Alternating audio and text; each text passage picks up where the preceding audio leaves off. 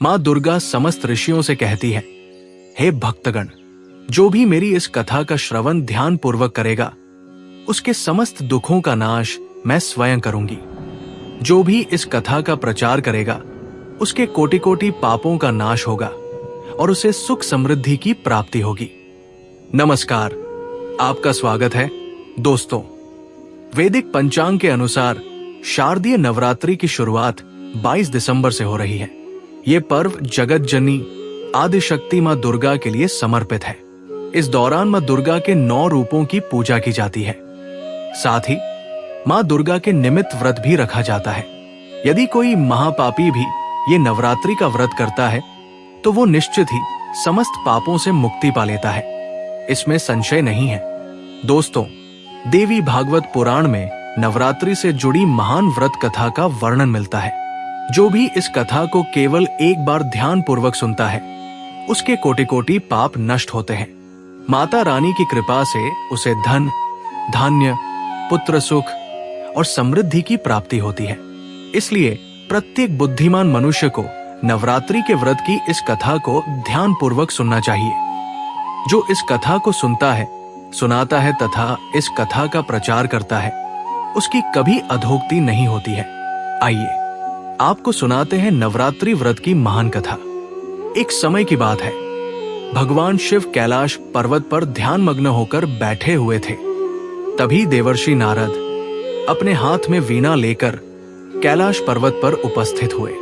देवर्षि को देखकर महादेव अत्यंत प्रसन्न हुए और उनसे कहने लगे, पधारिए देवर्ष, आज किस प्रयोजन से कैलाश पर आपका आगमन हुआ है?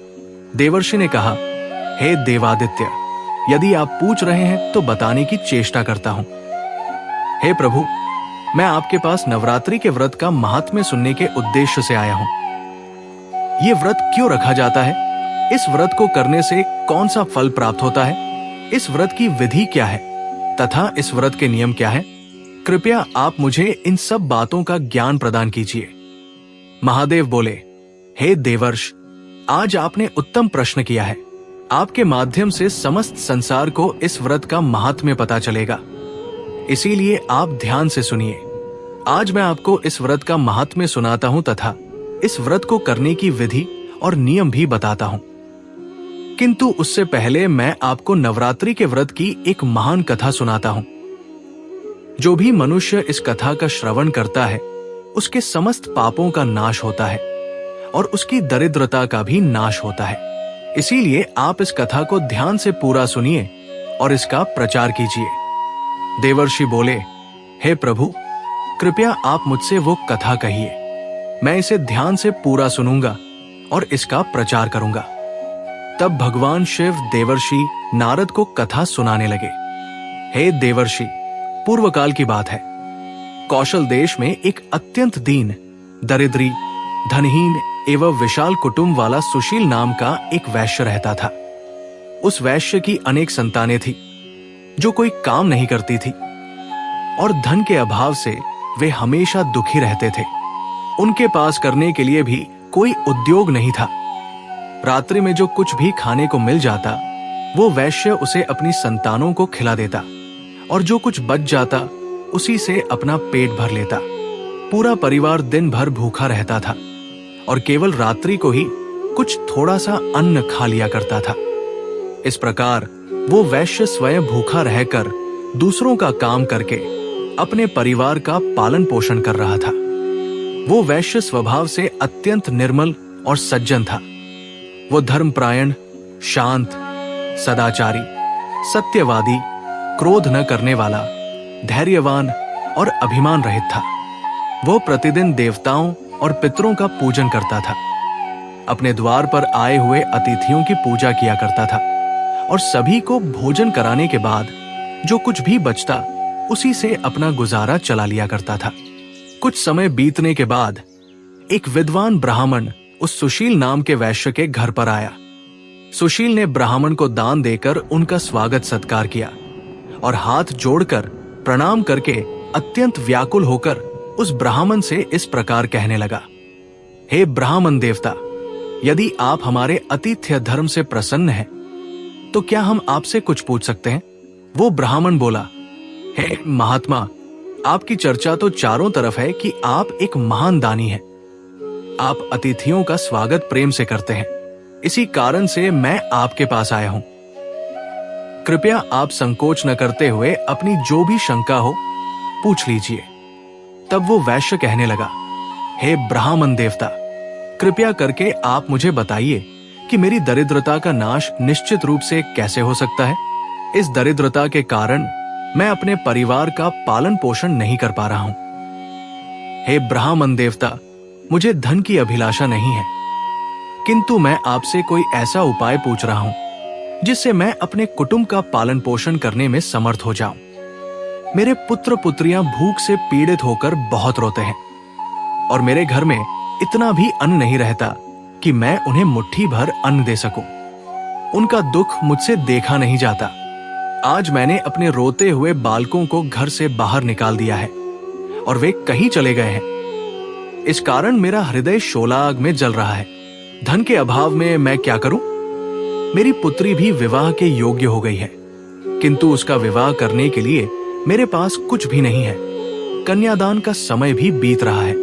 हे विपद, इसी कारण से मैं चिंतित हूं। हे दयानिधान, आप तो विद्वान हैं।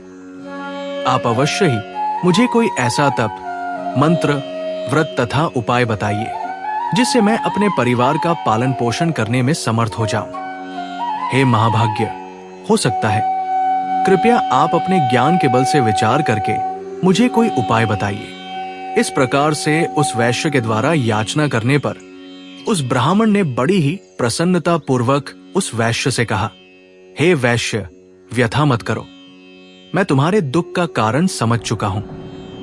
तुम चिंता मत करो, मैं तुम्हें अवश्य ही उपाय बताता हूं। तुम अब नवरात्रि के व्रत का अनुष्ठान करो। इसमें तुम भगवती की पूजा, हवन करो, देवी के मंत्रों का उच्चारण करो। इससे तुम्हारे सभी कार्य सिद्ध हो जाएंगे और तुम्हारी दरिद्रता नष्ट हो जाएगी। हे वैश्य, नवरात्रि नामक इस पवित्र तथा सुखदायक व्रत से बढ़कर इस पृथ्वी लोक पर अन्य कोई व्रत नहीं है। ये व्रत सदा ज्ञान, वनवास गमन के दौरान देवी सीता के वियोग में अत्यंत दुखी होकर श्रीराम ने किष्किंधा पर्वत पर इस व्रत को किया था। इसी व्रत के प्रभाव से उन्होंने महासागर पर सेतु की रचना की और रावण तथा उसके पुत्रों का संहार कर सीता को प्राप्त किया। महादेव कहते हैं, हे देवर्षि, इस प्रकार ब्राह्मण ने नवरात्रि व्रत का महत्व उस वैश्य को सुना दिया। ये सुनकर वो वैश्य बहुत प्रसन्न हुआ। उसने उस ब्राह्मण को अपना गुरु मान लिया और उनसे देवी के मंत्र की दीक्षा ली। तत्पश्चात उस वैश्य ने अत्यंत भक्ति पूर्वक नवरात्रि में उस मंत्र का जाप किया और अनेक विधियों तथा उपायों से भगवती का पूजन किया। इस प्रकार उस वैश्य ने 9 वर्षों तक नवरात्रि व्रत का अनुष्ठान किया। फिर 9वें वर्ष के अंत में अष्टमी तिथि को अर्धरात्रि के समय साक्षात महेश्वरी ने उस वैश्य को दर्शन दिए और कहा, हे पुत्र, मैं तुम्हारी भक्ति और पूजा से अत्यंत प्रसन्न हूं। तुम्हें जिस भी वर की कामना है, संकोच छोड़कर मांग लो। तुम्हें जो चाहिए वो मैं तुम्हें प्रदान करूंगी। साक्षात मां दुर्गा को अपने सामने खड़ा हुआ देखकर उस वैश्य का अंग अंग कांपने लगा। उसकी आंखों से आंसू छलक पड़े। मां दुर्गा के उस अद्भुत दिव्य स्वरूप को देखकर वो वैश्य हर्ष से उत्साहित हो उठा। फिर उसने माता को प्रणाम करके कहा, हे मां, आपके दर्शन पाकर मैं धन्य हो गया। माता, आपके दर्शन अत्यंत दुर्लभ है। आप तो सचमुच त्रिलोक सुंदरी, सर्वशक्तिमान और समस्त संसार की जननी है। मुझ जैसे साधारण भक्त को आपने दर्शन देकर बड़ा उपकार किया है। अब मेरे मन में कोई कामना नहीं है। आपके दर्शन से ही मेरे सारे दुख मिट गए हैं। मां, केवल मुझ पर इतनी कृपा कीजिए कि मेरे पुत्र पुत्रियों को पर्याप्त भोजन प्राप्त हो, ताकि उन्हें नित्य भूखा न सोना पड़े। सुशील की विनम्रता और उसकी निराश्रित स्थिति देखकर मां दुर्गा ने मधुर मुस्कान के साथ कहा, हे पुत्र, मैं तुम्हारी सच्ची भक्ति और तुम्हारे तप से प्रसन्न हूं। तुम्हारी दरिद्रता का अब अंत होगा। तुम्हारा घर धन धान्य से भर जाएगा और तुम्हारे परिवार की सारी समस्याएं समाप्त हो जाएंगी। तुम्हारे बच्चों को भी अच्छा भविष्य मिलेगा और तुम्हारी पुत्री का विवाह भी शीघ्र होगा। तुम्हारी पीढ़ियां सुख और समृद्धि से पूर्ण होंगी।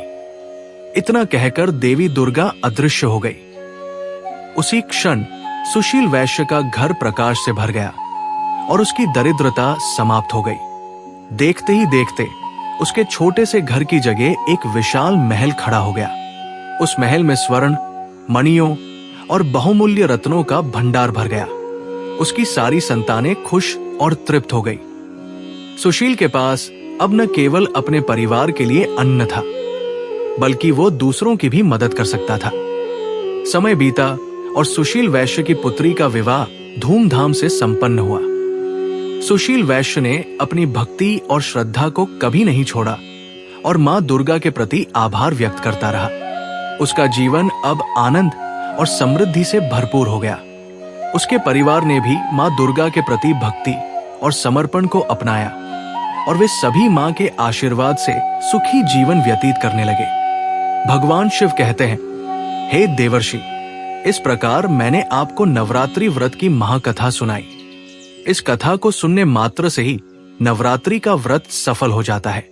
पूरे नवरात्र भर उपवास करने में असमर्थ लोगों के लिए 3 दिन का उपवास भी यथोक्त फल प्रदान करने वाला बताया गया है। भक्ति भाव से केवल सप्तमी, अष्टमी और नवमी, इन 3 रात्रियों में देवी की पूजा करने से सभी फल सुलभ हो जाते हैं। पूजन, हवन, कुमारी पूजन तथा ब्राह्मण भोजन, इनको संपन्न करने से नवरात्रि व्रत पूरा हो जाता है। इस पृथ्वी लोक में जितने भी प्रकार के व्रत एवं दान हैं, वे नवरात्रि व्रत के तुल्य नहीं हैं, क्योंकि ये व्रत सदा धन धान्य प्रदान करने वाला, सुख तथा संतान की वृद्धि करने वाला, आयु और आरोग्य प्रदान करने वाला तथा स्वर्ग और मोक्ष देने वाला है। विद्या, धन अथवा पुत्र, इनमें से मनुष्य किसी की भी कामना करता हो, उसे इस सौभाग्यदायिनी तथा कल्याणकारी व्रत का विधि पूर्वक अनुष्ठान करना चाहिए। इस व्रत का अनुष्ठान करने से विद्या चाहने वाला मनुष्य समस्त विद्या प्राप्त कर लेता है और अपने राज्य से वंचित राजा फिर से अपना राज्य प्राप्त कर लेता है। पूर्व जन्म में जिन लोगों द्वारा ये उत्तम व्रत नहीं किया गया है, वे इस जन्म में रोगग्रस्त, दरिद्र तथा संतानहीन होते हैं। जो स्त्री बंध्या, विधवा अथवा धनहीन है, उसके विषय में ये अनुमान कर लेना चाहिए कि उसने अवश्य ही पूर्व जन्म में ये व्रत नहीं किया था।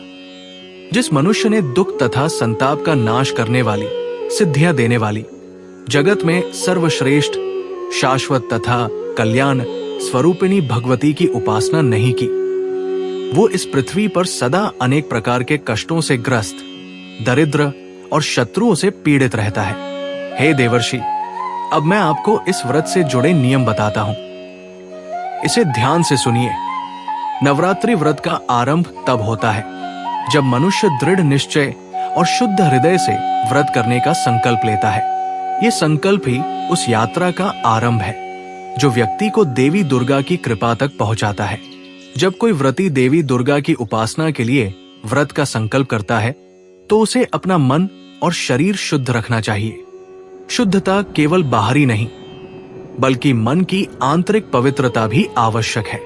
यही कारण है कि व्रत का आरंभ संकल्प से होता है, जिसमें व्यक्ति अपने आप को देवी दुर्गा के चरणों में समर्पित कर देता है। व्रत के दौरान भोजन का विशेष ध्यान रखा जाता है। केवल वही अन्न ग्रहण करना चाहिए जो पवित्र हो और जिसमें तामसिक पदार्थ न हो। यदि कोई पूरे 9 दिनों तक उपवास कर सकता है तो ये श्रेष्ठ माना जाता है, लेकिन यदि शारीरिक कारणों से ऐसा संभव न हो तो फलाहार या एक समय का भोजन ग्रहण किया जा सकता है। भोजन में सात्विकता होनी चाहिए, अर्थात प्याज, लहसुन और मांसाहार से दूर रहना चाहिए। संयम से जीवन जीना ही सच्ची उपासना है। जब तुम देवी दुर्गा की आराधना करो तो उन्हें केवल फूल, धूप और दीपक से नहीं, बल्कि अपने हृदय की भक्ति से अर्पित करो। देवी को लाल पुष्प विशेष प्रिय होते हैं, इसलिए उनकी पूजा में लाल फूल चढ़ाना उत्तम है। लेकिन इससे भी अधिक महत्वपूर्ण है अपने मन का पूर्ण समर्पण। पूजा के समय अपने मन को देवी दुर्गा के 9 स्वरूपों में से हर एक रूप के प्रति समर्पित करो। हर दिन एक रूप की पूजा करो और उनकी शक्ति का ध्यान करो। पूजा के साथ साथ उनकी महिमा का गान करना, उनकी कहानियों को सुनना और सुनाना भी अत्यंत शुभ माना जाता है। व्रत के इन दिनों में क्रोध, लोभ, मोह और द्वेष से दूर रहना चाहिए। ये समय है आत्मनियंत्रण और साधना का। अपने मन में सत्य, अहिंसा और संयम के नियमों का पालन करो। इस दौरान अपने शब्दों और कर्मों से किसी का दिल न दुखाओ। ये व्रत केवल शरीर को कष्ट देने का नहीं, बल्कि आत्मा को शुद्ध करने का समय है। जितना अधिक तुम और उनके स्वरूप का ध्यान करो। जब तुम दुर्गाए नमः मंत्र का जाप करोगे तो वो शक्ति और साहस को उत्पन्न करेगा। ध्यान में बैठकर देवी के दिव्य रूप का चिंतन करो। उनकी महिमा को स्मरण करो, जिससे तुम्हारे भीतर की नकारात्मकता दूर हो जाएगी और शांति का अनुभव होगा। जब नवरात्रि के अंतिम दिन आते हैं तो देवी की कृपा को पाने के लिए कन्याओं का पूजन करना अत्यंत महत्वपूर्ण है। कन्याएं देवी का ही रूप मानी जाती है, इसलिए 9 कन्याओं को आमंत्रित करके उनकी सेवा करो। उन्हें भोजन कराओ, उनके पैर धोकर आशीर्वाद लो। ये पूजन तुम्हारी साधना को पूर्णता की ओर ले जाएगा। और हां, इस व्रत के दौरान तामसिक आहार से दूर रहना आवश्यक है। मांस, मदिरा और तामसिक वस्त्रों से दूरी बनाकर रखनी चाहिए। व्रती को एकदम सात्विक जीवन जीना चाहिए, जिससे उसकी साधना में कोई विघ्न न हो। ये 9 दिन केवल तपस्या के दिन नहीं है, ये आत्मिक जागरण के दिन है। भगवान शिव ने नारद को नवरात्रि के व्रत का महत्व समझाते हुए कहा, यह व्रत केवल सांसारिक इच्छाओं की पूर्ति के लिए नहीं, बल्कि आत्मा की उन्नति के लिए है।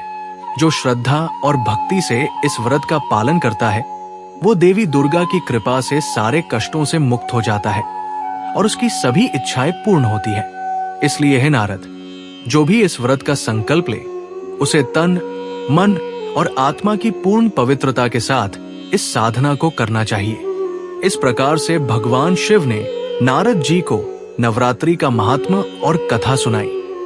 दोस्तों, अब जानते हैं नवरात्रि में मिलने वाले संकेतों के बारे में। अगर आपको भी ऐसे संकेत मिलते हैं तो माँ दुर्गा आप पर प्रसन्न है। दोस्तों, नवरात्रि में माँ की पूजा करते समय अगर आपको ऐसा प्रतीत हो रहा है कि माँ की मूर्ति आपको देखकर मुस्कुरा रही है अथवा माँ दुर्गा के होंठ हिल रहे हैं, या आपको अचानक ही ऐसा महसूस हो कि माँ दुर्गा आपकी तरफ ही देख रही है, तो ये बड़ा ही शुभ संकेत है। यदि आप माँ के चरणों पर अपना माथा टेकते हैं और अचानक ही कोई फूल आपके ऊपर गिर जाता है, तो ये संकेत है कि माँ आपकी भक्ति से अत्यधिक प्रसन्न है। आपकी कोई मनोकामना अवश्य ही पूर्ण हो जाएगी। दूसरा संकेत, दोस्तों, यदि नवरात्रि में आपके द्वार पर कोई कन्या लाल वस्त्र धारण करके पधारती है और उस कन्या को देखकर आपका मन अत्यंत प्रसन्न हो जाता है, तो ये बहुत ही शुभ संकेत है। आपको उस कन्या को कोई भेंट वस्तु अवश्य देनी चाहिए। साक्षात मां दुर्गा ही उस कन्या के रूप में आपको संकेत दे रही है। और यदि नवरात्रि में आपके सपने में कोई कन्या दिखाई पड़ती है जो आपको देखकर बार बार मुस्कुरा रही है, तो आपको समझ लेना चाहिए कि माँ आपकी भक्ति से बहुत प्रसन्न है और अब आपके जीवन से बुरा समय समाप्त होने वाला है। तीसरा संकेत, यदि आपको सपने में माँ के पदचिन्ह दिखाई पड़ते हैं और आप उन पदचिन्हों का पीछा कर रहे हैं, लेकिन आपको माँ दुर्गा कहीं पर भी दिखाई नहीं पड़ती, आप सपने में माँ को खोजने के लिए इधर उधर भाग रहे हैं, तो ये भी एक शुभ संकेत है। अगर आपको भी ऐसा सपना आता है तो आपके दुखों का अंत होगा। घर में यदि कोई बीमार है तो वो भी पूर्ण रूप से स्वस्थ हो जाएगा। चौथा संकेत, दोस्तों, यदि आप माँ दुर्गा की आरती अथवा आराधना कर रहे हैं और आप माँ की भक्ति में पूर्ण रूप से डूब गए हैं और अचानक ही आपकी आंखों से आंसू आने लग जाए, आपके मन में एक विचित्र भाव प्रकट हो जाए जिसे आप समझ नहीं पा रहे हो, तो ये माँ का ही संकेत है। आपके हृदय में माता ने प्रवेश कर लिया है और अब आपकी कोई इच्छा अवश्य ही पूर्ण होगी। पांचवा संकेत, यदि नवरात्रि में आपके पास मां दुर्गा की प्रिय वस्तुएं बार बार आने लगती हैं, जैसे मां का श्रृंगार का सामान, माता के लाल फूल, माता की लाल चुनरी आदि चीजें, और ये आपके हाथ में बार बार आने लग जाए, तो इसे शुभ संकेत ही समझना चाहिए। तो दोस्तों, इस प्रकार से भगवान शिव जी ने नारद जी को नवरात्रि के व्रत का महात्म सुनाया है। आपको ये कथा कैसी लगी? कमेंट करके अवश्य बताएं। जानकारी अच्छी लगी तो वीडियो को लाइक जरूर करें। कमेंट में जय मां दुर्गा अवश्य लिखें। साथ ही चैनल को सब्सक्राइब करें। आप सभी का धन्यवाद।